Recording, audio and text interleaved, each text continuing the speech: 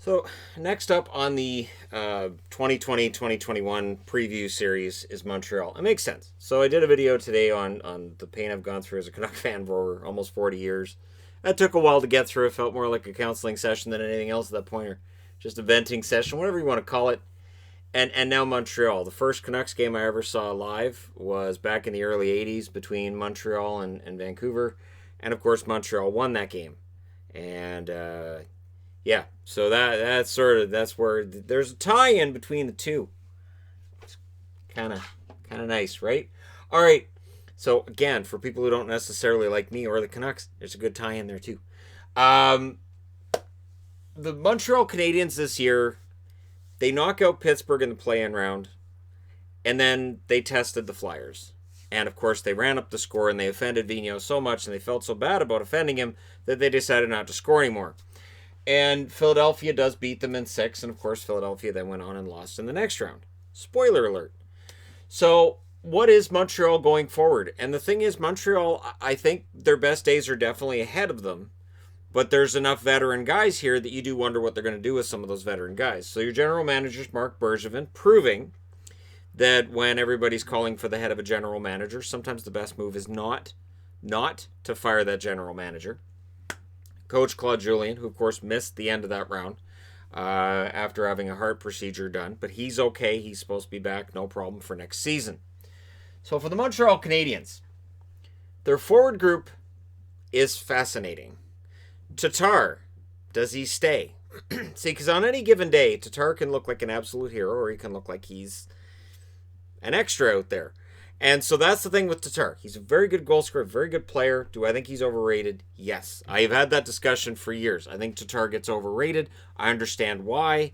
But this year's a good example of how that happens, where he'll go on scoring binges and then he'll go without goals for quite a while.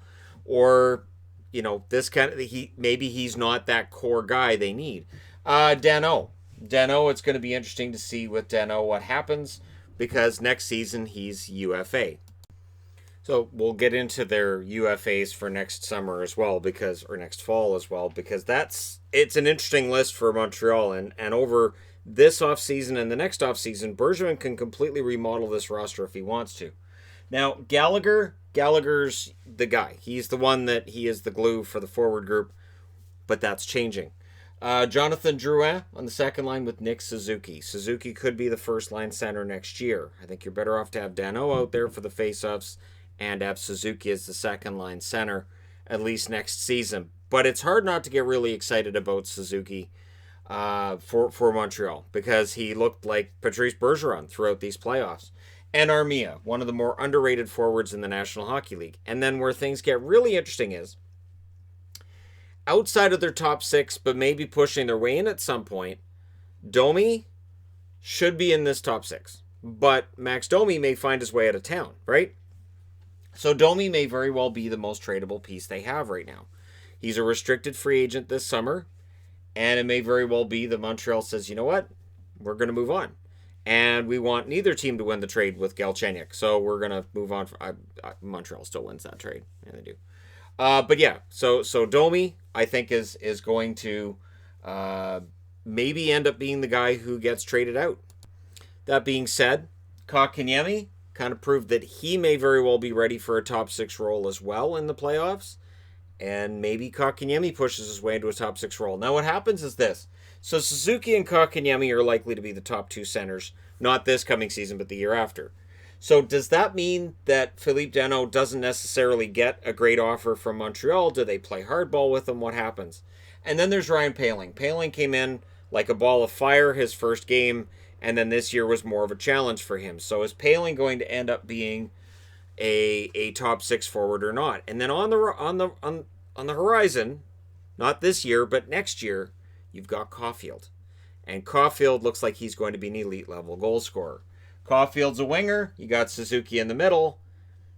I don't know. Do you move on then from Drouin as well? Like, there's a lot of players who could end up being off this roster, not this offseason, but the following one. Or do you start moving guys now looking forward to the next season?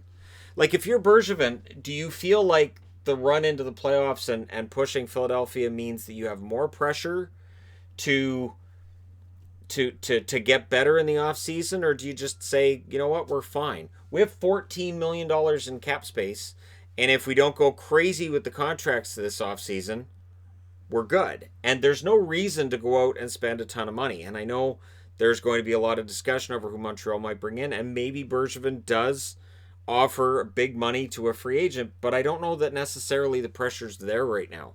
I think with knocking out Pittsburgh and with pushing Philadelphia to 6 games, I think that buys them some time. I think Montreal fans that while, yes, they're known for wanting a cup and wanting it yesterday, they're also fans who are knowledgeable of the game and understand that you're not necessarily going to get there right away, that it could take some time.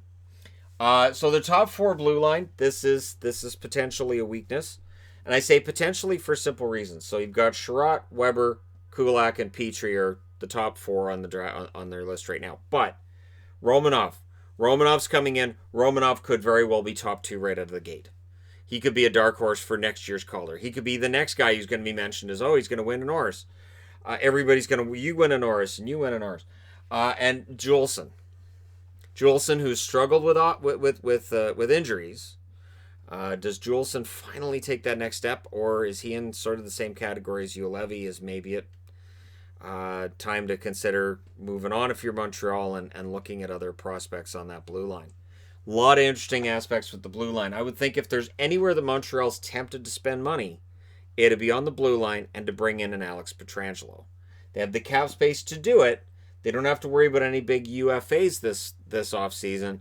And if they did move Domi, who's going to want to raise over what he's making, that allows them even more breathing room to bring in a guy like a Pietrangelo. So while I haven't heard a lot about Pietrangelo to Montreal, it would make some sense if Montreal was thinking about it.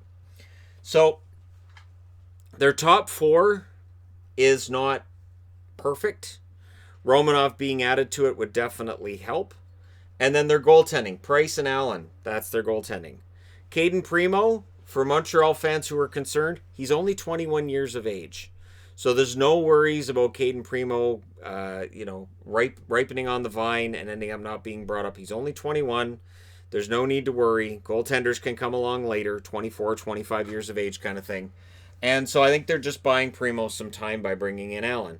Now it is possible that Mark Bergevin does something crazy and tries to move Carey Price. But it's not probable. And with Jake Allen and the amount of money they're spending on the goaltenders, it's not as bad as it looks on the surface. So let's go over to the other side of the board and discuss why it's not as bad as it looks on the surface. So again, they have $14 million in cap space. Their UFAs are Dale Weiss and Christian Folin. No problem. They can sign them and still have $12.5 million in cap. RFAs are Domi. He's the big one. And then Hudon.